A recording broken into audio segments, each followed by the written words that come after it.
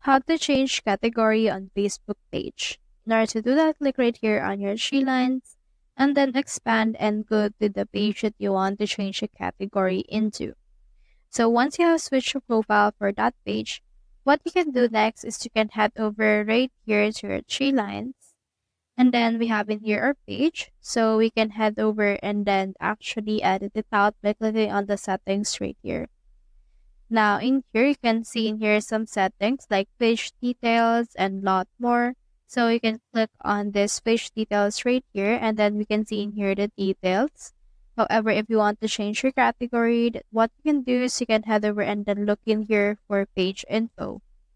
So you can just head over and search in here for that. And then right in here, we can see all of these things right here like page access, page setup, and a lot more. So you can click on this page setup right here.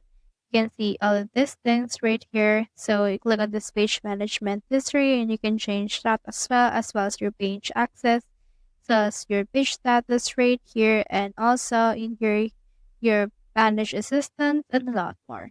So that's how you actually change category on Facebook page. Hope you help.